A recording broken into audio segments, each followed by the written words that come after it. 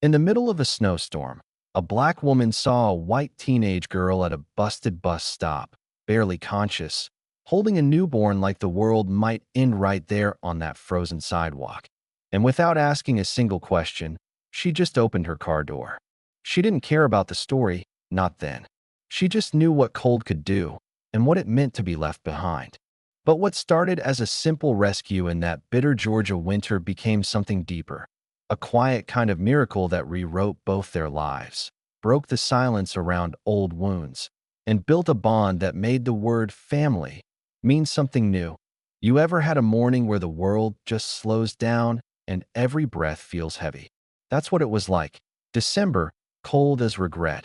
Gray skies pressed so low it felt like the mountains themselves were sighing.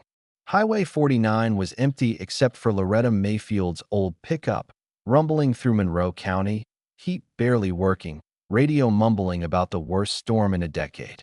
Loretta, 68, hands rough from decades of wood stove and field work, hair pulled back into a tight bun, never needed company. She'd carved out a quiet life in her cabin, tucked behind pine and oak, a life she told herself she'd chosen, even if it was really just what grief left behind. She didn't get visitors, didn't want them. The world had taught her the cost of loving and losing. So she kept her doors, literal and otherwise, shut. But on that road, heading back from town, truck bed loaded with canned goods and formula, just in case, she'd muttered. Something made her hit the brakes by the old bus stop. Maybe it was the stillness, maybe it was instinct. She saw her, pale, too young, shivering, eyes wide but blank with shock. A bundle clutched so tight to her chest Loretta knew before she saw the tiny fist poking out. She didn't ask if the girl needed help, just got out, boots crunching in the frost, arms crossed. "You waiting for a bus?" she said, voice low, flat as the sky. The girl just nodded, lips trembling but no tears. Loretta didn't waste time with more questions. "Storm's coming. If you want shelter, I got some." She left the truck door open, didn't beg. The girl got in, and Loretta drove them into the woods, headlights cutting through falling snow, both of them silent.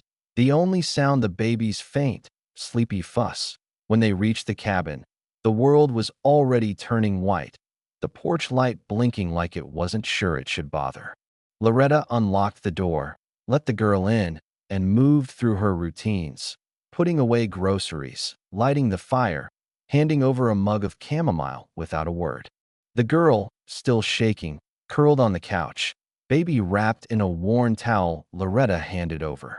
No introductions, no backstory, just the fire crackling and the wind rattling the window panes. That first night, Loretta laid out blankets in the spare room. "You'll sleep better in there," she muttered. The girl hesitated but went, closing the door soft. By the second day, the snow was waist deep and the power flickered out, but the fire never quit. They moved through the house like ghosts, Loretta by the stove, the girl with the baby, both careful not to bump into each other's pain. When the baby cried, Loretta held him for a while, humming an old lullaby, her voice rusty but gentle, until he calmed. The girl just watched, surprised at the softness in this stern woman. 3 days in, the rhythm shifted. The girl offered to chop vegetables. Loretta handed her the knife. They stood in silence, side by side. That night, the girl finally spoke. "You always live alone?" Her voice was small, honest. Loretta just nodded. 15 years, she said, no more. That was enough.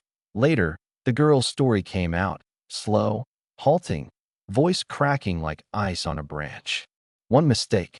Pregnant before graduation. Her father raged, told her to get rid of it or get out.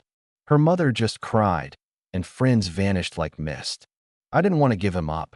I didn't want to give up anything," she said, voice breaking. So she left. Loretta listened, no judgment, just a slow nod. "You're still standing," she said, and it meant more than any apology. Then the question bounced back. "Why do you live out here?" Loretta's jaw clenched. "Had a daughter once. Stubborn, bright. Lost her daddy, lost herself. Got sick. I wasn't soft enough to notice till it was too late. So I left the world before it could leave me again." The firelight caught the tears neither woman wanted to shed. By morning, the storm broke. The woods were silent, everything blanketed in fresh snow, as if the world hit reset. The girl, Emma, finally shared her name, washing dishes with the baby tied to her chest. Loretta, watching, asked about school. Emma shrugged. I used to get straight A's. Wanted to teach. But that was before.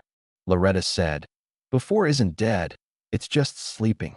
She pulled out old connections, called in a favor from a friend at Mercer University. I've got someone here. Smart. She deserves a chance. She didn't take no for an answer. Emma got a scholarship, moved into a little place near campus, baby hope on her hip. Every Sunday, they'd drive up the mountain, soup on the stove, stories by the fire. Loretta coached her through essays, handed over an old laptop, pretended not to smile when Emma got her first A. They never called it family, but that's what it became. Hope laughing at Loretta's grumpy faces, Emma learning to trust again, Loretta softening just enough to let the world back in, one Sunday at a time. Then came the twist. One spring night, the landline rang. Is this Mrs. Mayfield? I think you know my daughter, Emma Taylor. Her mother's voice, shaky, desperate. Emma's parents had seen her name on the university's honor roll, wanted to reconnect. Loretta said, she's not a child to be summoned. You'll have to ask her. She didn't push. Emma got a letter from them the next week, full of regrets and apologies, but it took months before she answered. At a tea graduation, Emma saw her parents in the crowd. Her hands shook. Hope squirmed on her hip. Loretta whispered, you don't forgive them for them. You forgive so they don't live inside your hurt. Emma stepped forward, hugged her mother, let her father meet his grandson. Tears, awkward laughter.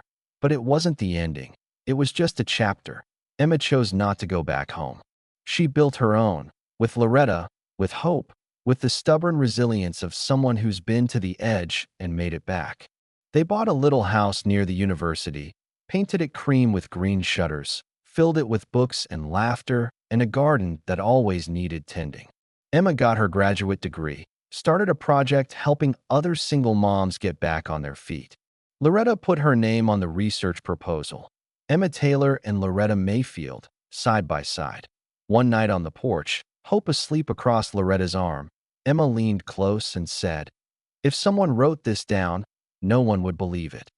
Loretta just squeezed her hand and said, then let's just keep living it, one miracle at a time. That's the kind of peace you don't find. You earn it, one hard winter and one open door at a time. Sometimes, the family you build is braver and kinder than the one you're born to.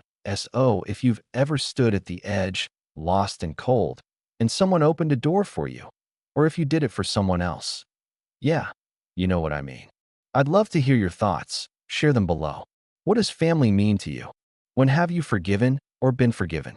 Because sometimes the hardest, most beautiful stories are the ones we don't see coming, and they're worth telling, worth living, worth sharing.